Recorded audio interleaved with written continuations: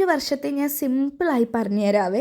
തുടക്കം മാംഗല്യം തന്തുനാനേന, പിന്നെ ജീവിതം തുംതനാനേന. അങ്ങനെയാണ് കേട്ടോ. അതായത് ജീവിതം എന്താണെന്നുള്ളത് പഠിപ്പിച്ച ഒരു വർഷമാണ് 2024 എന്ന് പറയുന്നത് കേട്ടോ. ഇങ്ങനൊന്നും അല്ലടാ എന്നൊക്കെ പറയില്ലേ, അതുപോലെ ആയിരുന്നു എനിക്ക് 2024 കുറേയധികം ലെസൺസ് പഠിപ്പിച്ചത്.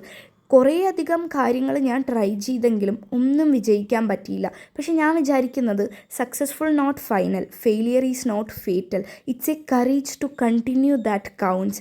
ഇത് ആരുടെ വാക്കുകളാണെന്ന് അറിയുമെങ്കിൽ കമൻറ്റ് ചെയ്യാൻ വേണ്ടി മറക്കണ്ട കേട്ടോ. ഈ ഒരു കോട്ട്സ് ഞാൻ +1 ഐ വിൽ ഫ്ലൈ എന്ന് പറഞ്ഞൊരു ചാപ്റ്ററിൽ പഠിച്ചതാണ്. ഇപ്പോഴും എപ്പോഴും ഓർത്ത് വെക്കാൻ വേണ്ടി ആഗ്രഹിക്കുന്നൊരു സംഭവം കേട്ടോ.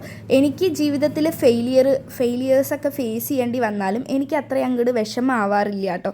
എൻ്റെ കൂടുതൽ വീഡിയോസിലും ഞാൻ എൻ്റെ ഫെയിലിയേഴ്സിനെ പറ്റി പറയാറില്ല. കാരണം എനിക്ക് വിഷമമാവാറില്ല. കാരണം എന്താണെന്ന് പറഞ്ഞാൽ അത് ജീവിതത്തിൻ്റെ ഒരു ഭാഗമാണല്ലോ. പിന്നെ അതിലൂടെയൊക്കെ തന്നെ നമ്മൾ പഠിക്കുന്നത് ഓരോ പാഠങ്ങളാണ്. അടുത്ത ഒരു കാര്യം നമ്മൾ ചെയ്യുമ്പോൾ അത് ആലോചിച്ചിട്ടായിരിക്കും ചെയ്യുക. അതുകൊണ്ട് തന്നെ അധികം പേടിയുമില്ല. അത് തോൽവിയായാലും ജയമായാലും എനിക്ക് പേടിയില്ല താനും. ഇത് ആരുടെ വാക്കുകളാണെന്ന് അറിയുമെങ്കിൽ കമൻറ്റ് ചെയ്യാൻ വേണ്ടി മറക്കണ്ട. ഞാൻ ഈ വാക്കുകൾ പഠിക്കുന്നത് +1 ഐ വിൽ ഫ്ലൈ എന്ന് പറഞ്ഞൊരു ചാപ്റ്റർ ഉണ്ടായിരുന്നു. ആ ചാപ്റ്ററിൻ്റെ മുകളിൽ കൊടുത്തൊരു കോട്ട്സ് ആയിരുന്നു. അന്ന് മുതൽ ഇന്ന് വരെയും ഈ കോട്ട്സ് ഞാൻ മറക്കാതെ പഠിച്ച് വെച്ചേക്കുവാണ് കേട്ടോ. കാരണം അതെ, നമ്മൾ തോൽവിയും ജയവും ഒക്കെ നമ്മൾ ഒരുപോലെ കാണാൻ പഠിച്ചു എന്ന് പറഞ്ഞാൽ നമുക്ക് പ്രത്യേകിച്ച് സങ്കടങ്ങളൊന്നും വരാറില്ല കേട്ടോ. ഈ ഒരു വർഷം ഞാൻ കുറേയധികം കാര്യങ്ങൾ ട്രൈ ചെയ്യാൻ വേണ്ടി നോക്കി. പക്ഷെ ഒന്നും അങ്ങോട്ട് നടന്നില്ല. അതായിരുന്നു സംഭവം. പക്ഷെ അതൊന്നും സാരില്ല കേട്ടോ. കുറേയധികം ഹാപ്പി മൊമെൻറ്റ്സ് ഉണ്ട്, കുറേയധികം സങ്കടങ്ങളും ഉണ്ട്. അപ്സ് ആൻഡ് ഡൗൺസ് ജീവിതത്തിൻ്റെ ഒരു ഭാഗം തന്നെയാണല്ലോ. നിങ്ങളുടെയൊക്കെ ലൈഫ് എങ്ങനെയാണ്? നിങ്ങൾ ന്യൂ ഇയർ റെസല്യൂഷനൊക്കെ എടുക്കാറുണ്ടോ? ഞാൻ ന്യൂ ഇയർ റെസല്യൂഷൻസ് എടുക്കാറില്ല. പക്ഷെ ഇങ്ങനെയൊക്കെ ചെയ്യണം എന്നൊക്കെ വിചാരിക്കും കേട്ടോ.